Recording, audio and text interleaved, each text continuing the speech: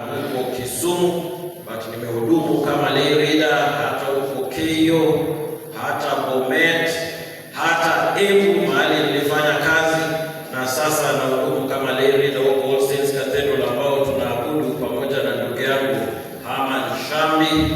Ninafanya kazi ya Bwana. Hata leo nilikuwa niongoze kanisa 11:30, so nilipokuwa nakumbushwa, nafikiri siku mbili zilizopita, nikamwambia hapana, ilipeana commitment yangu kwamba siku ya leo nitakuwa na Wakristo wa kanisa la Shigaro SCK. Bwana asifiwe. Nataka nimshukuru ndugu yangu Shambi sana, Herman Shambi.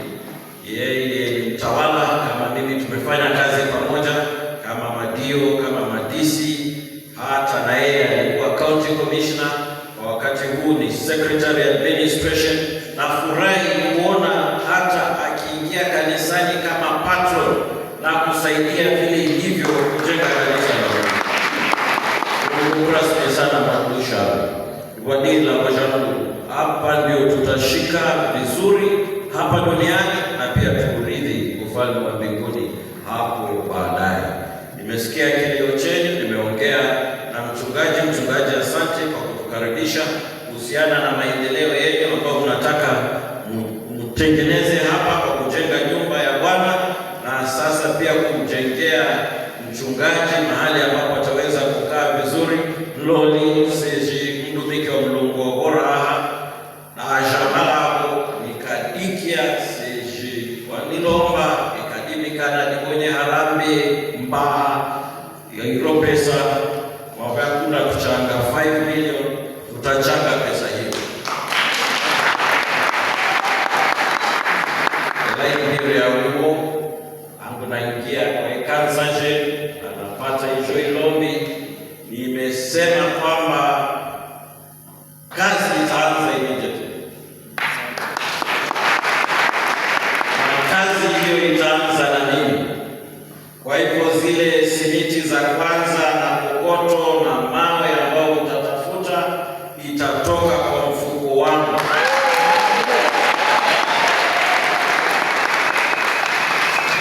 Nitapeana 1,100. Na basi kazi ya Mungu izoe Bonokaso. Na nitapeana, sio kwamba ni ahadi alafu mwanze kunitafuta, itatoka tu ikiwezekana leo.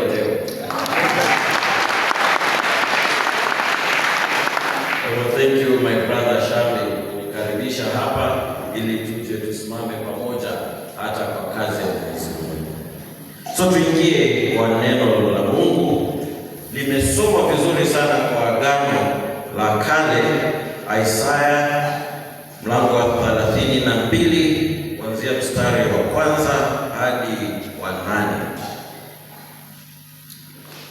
Kama wiki moja iliyopita nilipata fursa kupitia Banki Kuu, World Bank, ambao walikuwa wametukaribisha kwa mkutano mkubwa huko South Korea. Nafurahi kwamba projection imewekwa kwa Kiswahili ili wale wa Kiswahili pia waweze kuelewa. Sasa angu projection ya people kama na hivi kana kwa mtu kuna Biblia ya Kiswahili kwa mtu kwa hapa bandu tuseme na watu. Oh yeah, absolutely. Okay, basi wacha nisome vile hivi. Tazama, mfalme atamiliki kwa haki na wakuu watatawala kwa hukumu. Nataka nisome hiyo tena, hebu nirudie. Tazama, mfalme atamiliki kwa haki. Nasikia namna hiyo? Tazama, mfalme atamiliki kwa haki. Yaani hautakuwa ni mfalme tu wa kawaida, lakini mfalme wa haki, na wakuu watatawala kwa hukumu, kwa sababu mfalme ako na watawala. Vile Herman Shambi amekuwa mtawala, ukiona ofisi ya dio, ofisi ya chief yuko hapa, inasemekana ni ofisi ya president, sio namna hiyo? Kwa hivyo mnatawala pamoja na mfalme. Haya, tuendelee. Na mwanadamu atakuwa kama mahali pa kujificha na upepo, na mahali pa kujistiri na dhoruba. Yaani mwanadamu atapata protection, that is what it means. Atapata usalama. Ukiwa na dhoruba atajistiri, that is the meaning of it. Kama mito ya maji mahali pakavu, kama kivuli cha mwamba mkubwa katika nchi yenye uchovu. Nisome tena. Kama mito ya maji mahali wapi? Pakavu. In a dry and weary land kutakuwa na maji kwa sababu ya ule mfalme na wale watawala. Kama kivuli cha mwamba, unapotembea na kupata kivuli cha mwamba mkubwa katika nchi yenye uchovu, nchi ambayo unatembea na kuchoka, utapata mahali ambapo utaweza kupumzika, mwamba na kupata kivuli. That is what the word of God is saying. Tuendelee. Tena macho yao waonao hayatakuwa na kiwi, na masikio yao wasikiao yatasikiliza. Yaani macho yatakuwa yanaona na kufurahi. Nilienda kwa shemeji yangu na kuangalia mahali ambapo anapoishi, ametafuta mahali pazuri sana. Unaona mpaka Ronge Juu, unaona mpaka huko chini Msau, na ukitazama hata kwa uzito zaidi unaona Voi. Macho hayachoki. Chamchamwanduka kulola ndokoye sana. Yeye anafurahia tu. Macho yanafurahia kabisa. Na masikio yao wasikiao yatasikiliza, kwa sababu kuna masikio ambayo hayasikilizi. Masikio ambayo yamepigiwa makelele sana mpaka hayataki kusikia. Nilikuwa naongea na kijana mmoja asubuhi na kuniambia masikio yanasikia ukali, hawataki kusikia mambo mengine tena, kwa sababu yale ambayo yanasikia yanaleta masikitiko. Haya, tuendelee. Tena moyo wa mtu mwenye hamaki utafahamu maarifa. Yaani moyo wa yule ambaye anatafuta usawa na ukweli yatafahamu maarifa. Maarifa kutoka kwa Mwenyezi Mungu.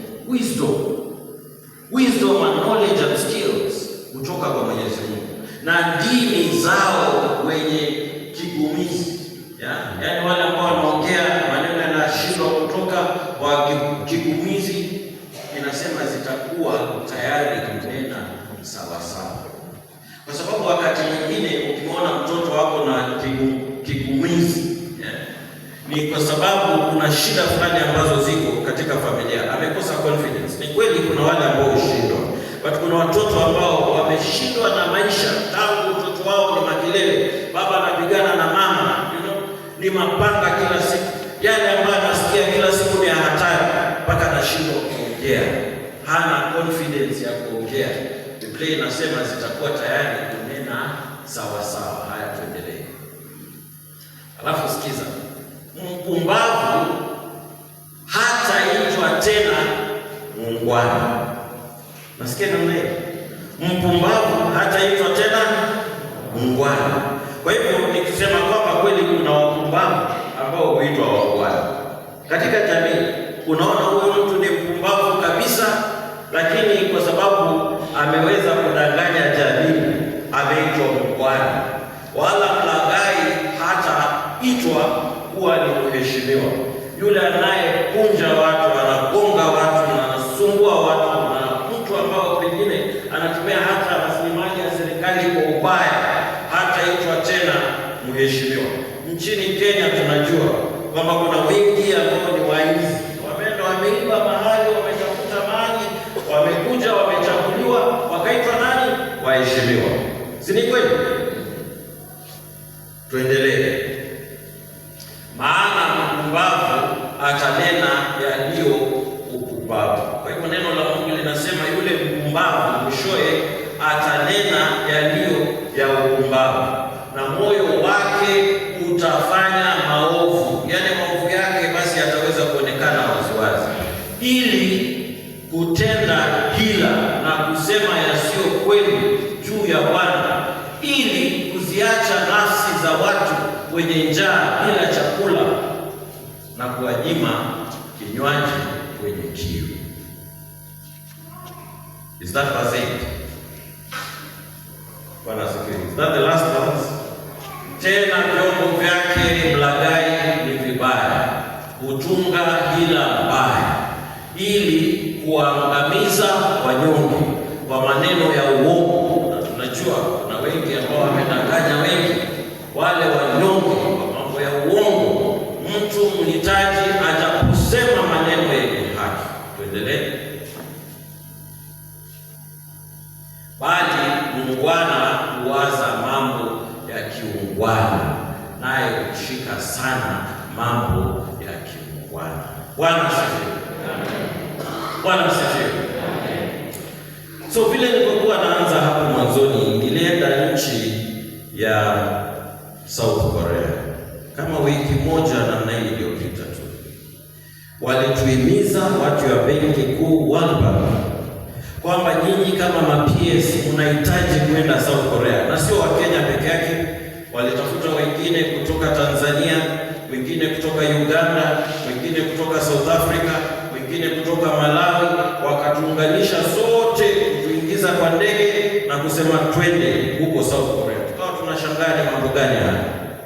Kufika huko, topic ambayo ilikuwepo kwa conference hiyo ni kuhusiana na kazi katika bara la Afrika, kwamba kazi hazipatikani kwa watoto wetu, na kuanza kutulaumu kwamba nyinyi ni viongozi, mmekuwa viongozi kwa muda mrefu. Kuna nchi ambazo zimekuwa na pengine uhuru zaidi ya miaka 60, watu bado wanaishi kwa shida. So akatupeleka kwa institute moja inaitwa Korea Development Institute. Wakasema hapa ndo tulianzia miaka 60 iliyopita. Benki Kuu kuungana pamoja na serikali ya South Korea. Tulikuwa kama nyinyi. Wakawa wanatuambia Mathare Valley vile kulivyo kwa wakati huu, Nairobi River imejaa uchafu. Wanatuonyesha picha vile watu walikuwa wanaishi wakati ule. Kila mahali ni uchafu mtupu, watu wanaishi katika informal settlement, wanaishi kwa nyumba ambazo pengine ni za karatasi, hazifai.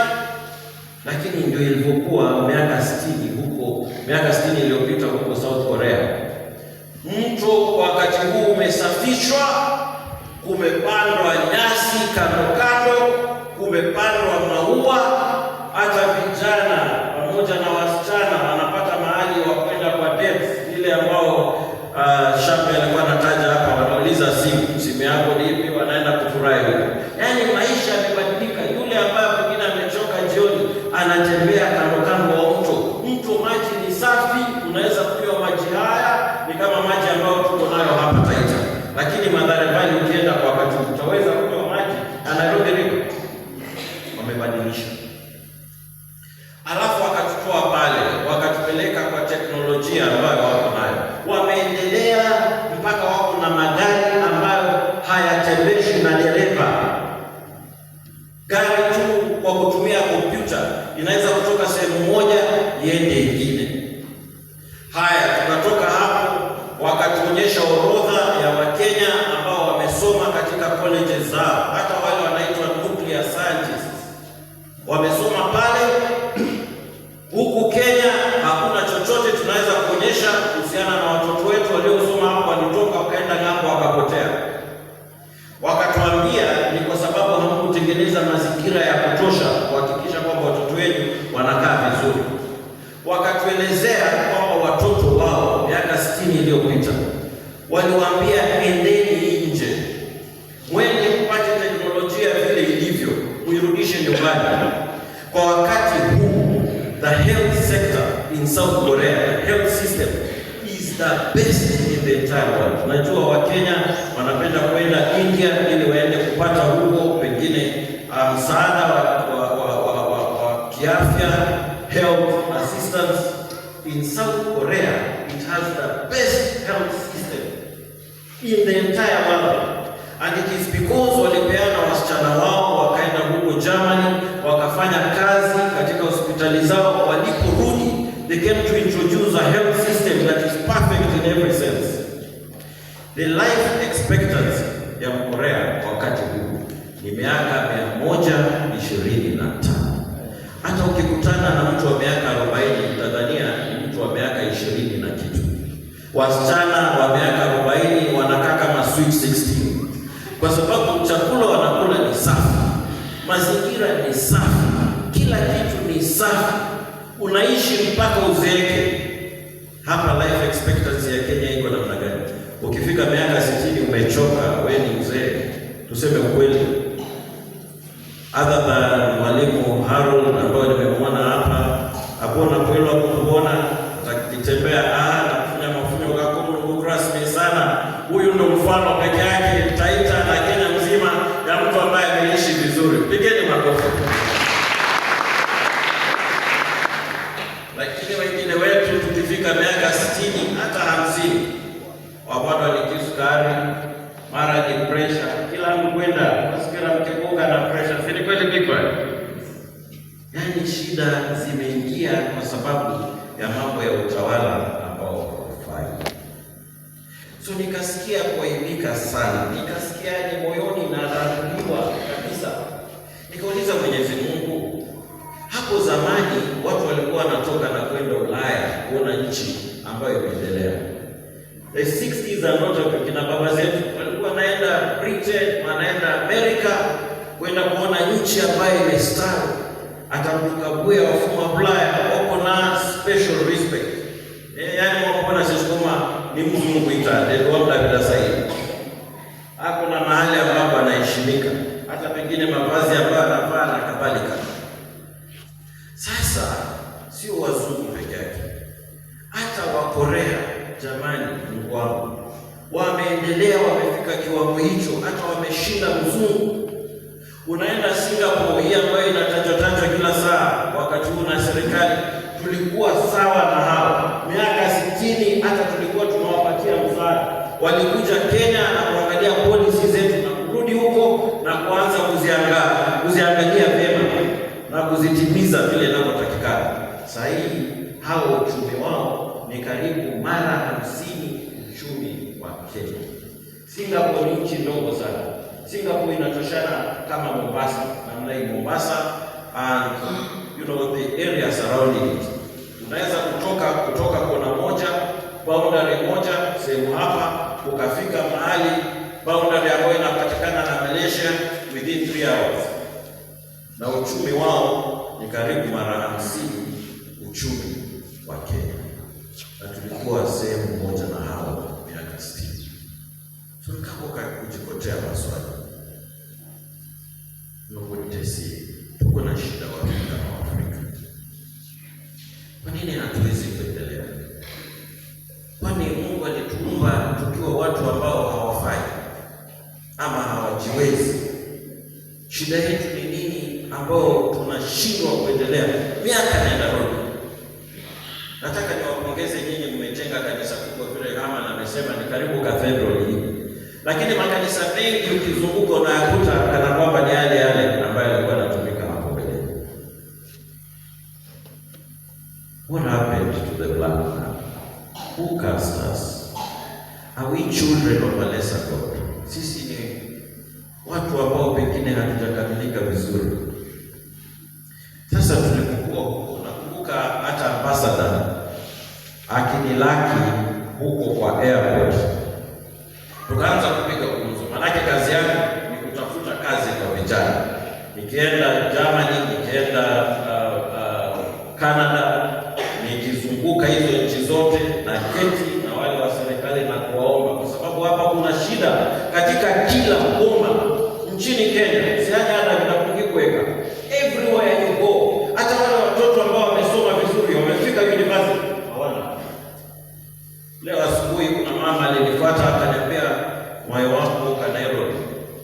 Miaka misana tangu upate cheti chake cha degree, wamezunguka tu lola kazi kidogo seasonal karani, mara receptionist, ofanya kazi kwa bayi, mtesi mwanao, mtesi ukakilile ya kabisa asubuhi.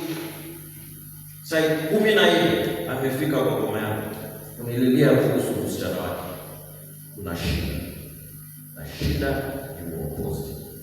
Balozi akawa ananiambia, nilipokuwa hapo kwa airport, akaniambia hapa hakuna mchezo. South Korea, yule rais ambaye alikuwa hapo mbeleni, kwa sababu alipatikana na ufisadi kidogo ndani, aende akae na watu wengine ambao ni wahalifu kama hiyo, naingizwa prison. Akaniambia yule ambaye alikuwa rais mwaka uliopita tu, yeye pia ndani.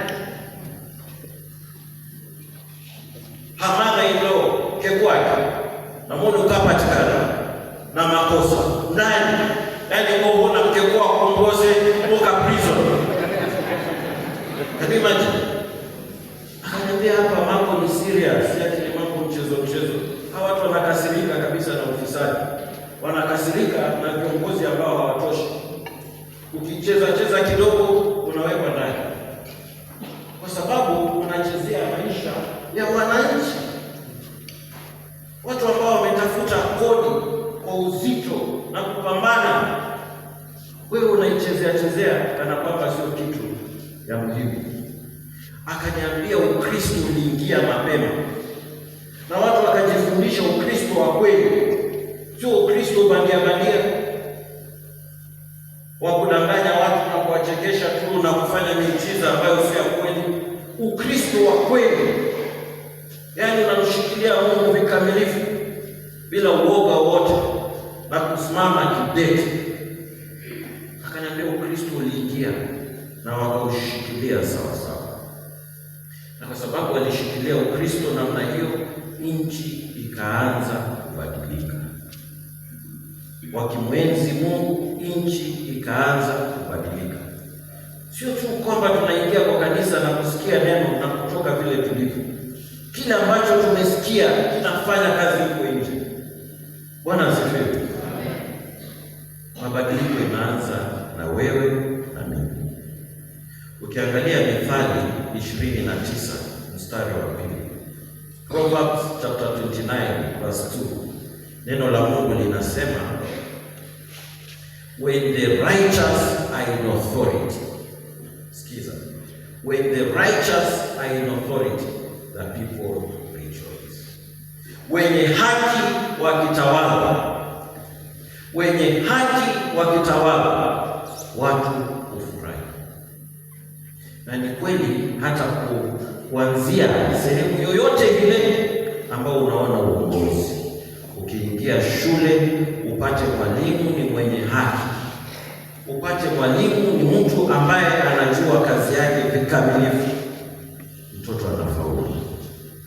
Mimi nilifundishwa na Waganda Secondary School huko Mombasa, nakumbuka sana, ambao walifukuzwa na Idi Amin na shida ambazo zilikuwa Uganda, serikali moja baada ya nyingine.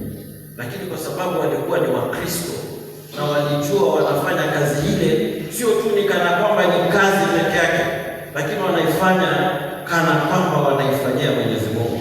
Nilipata masomo ambayo mpaka leo nakumbuka mwalimu wangu vikamilifu. Kulikuwa na madaktari pia, nakumbuka Mombasa na Dr. Bisasi, watu ambao wamejitolea muhanga, ni Wakristo, wamefukuzwa lakini mahali wameenda examination area na kumfanyia kazi Mungu ile ya kuonekana na halali. Nataka ujirudie wewe ni kiongozi. Ogopa baba hao kokona bana kwa Biblia, unawalea kwa haki. Haki inaonekana kwako,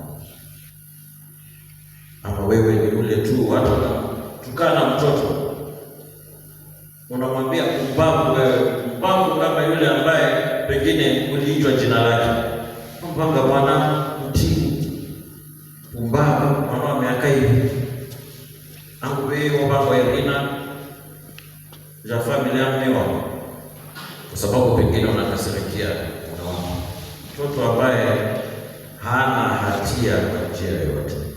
Wengine wenyu mababa, nyinyi ni simba katika familia yenu.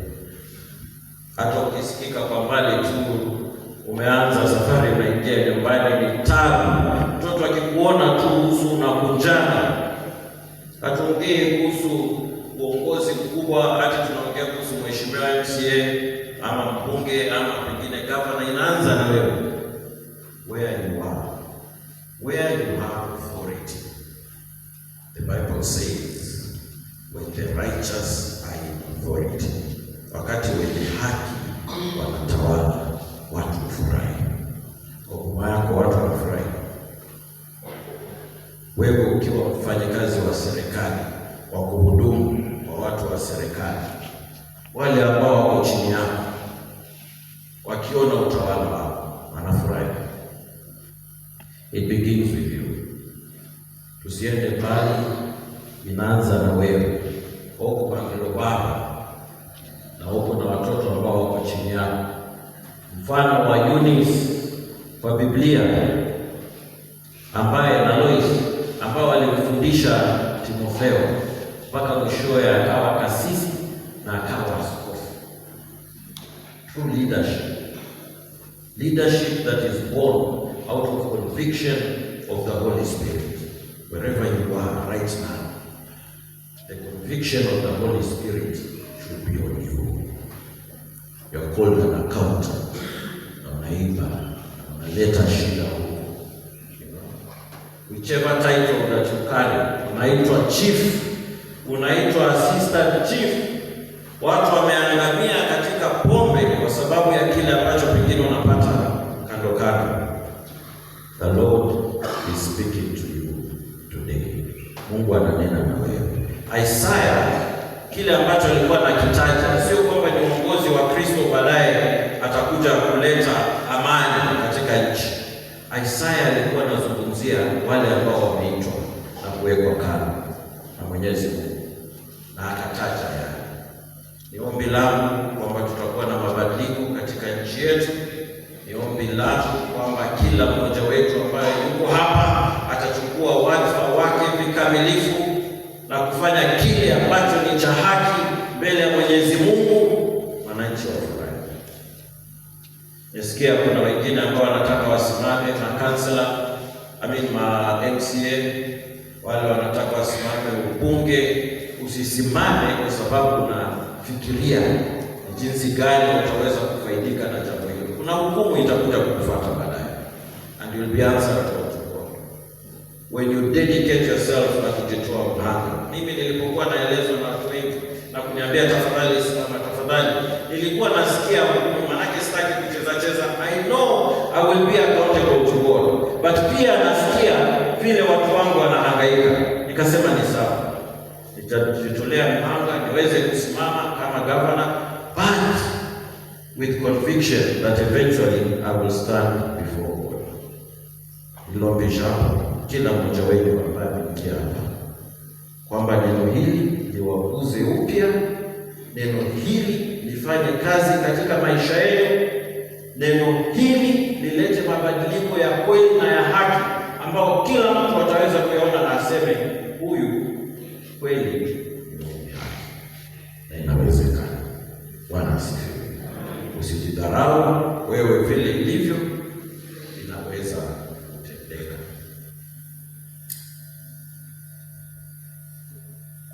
Ninajia na Kenya. Lodi koloni kwa poka msadaka. Ndio Goma. Juzi nilikuwa naona filamu hata wale ambao walipigania uhuru. Na nikana kwamba tu tunadharau. Ile damu ilimwagika, watu waliteseka. Ndio Goma sana. Kizoe kubishi kwa kutawala kwa haki. Maana aho tu niko kwa watu wetu vichapata lodi, vichapata maendeleo, vichaona serikali ya haki. Mungu awabariki sana tena sana. Ninaomba nipate nafasi tena vile kumetajwa kwa harambee yenu na kwa wakati tu nje kwa kukutana na kuongea mambo haya kwa uzito ili tupate mwelekeo wa kweli. Tufunge. Mwenyezi Mungu nakushukuru. Nilikuomba sana unipatie neno ambalo nitaweza kuwapatia watu wangu. Niliomba sana unitumie kama chombo. Ninaomba neno ambalo limetoka kwa kinywa changu kisitoke bure leo, kwamba watu wako watatafakari yale ambayo nimeyazungumzia. Watu wako watayafikiria upya, na kwamba mabadiliko yataanza kwa familia, yataanza kwa ndoa, yataanza mahali ambapo wanafanya kazi, hata kama ni wakulima. Haki ionekane Bwana. Tumeteseka kwa muda mrefu, tumedharauliwa kama watu weusi kwa muda mrefu. Ninaomba kile ambacho nimekizungumzia leo kiwe tu ni chanzo cha kila mmoja wetu kufikiria kwa undani na kuanza mabadiliko hayo ambayo yanafaa na ambayo yanapenda. Kama kuna mmoja wetu ukiingia tu kwa kanisa wakati wote, lakini hujawahi kumtambua Yesu kama Bwana na Mwokozi katika maisha, naomba uangalie mambo haya upya siku ya leo, ya tafakari kwa uzito. Neno lisikupite bure. Usikie sauti ya Mungu, usikie sauti ya Mfalme, usikie sauti ya yule anayekupenda zaidi na kupeana maisha yake kwake. Mungu anapenda kila mmoja wetu. Alituumba na sababu fulani. Naomba Bwana ukaweza kufunua sababu hiyo kwa kila mmoja wetu aliyeingia ndani ya nyumba yako. Tuanze maisha na wewe upya. Katika jina la Yesu Kristo nimeomba na kuamini. Amen. Barikiwe sana.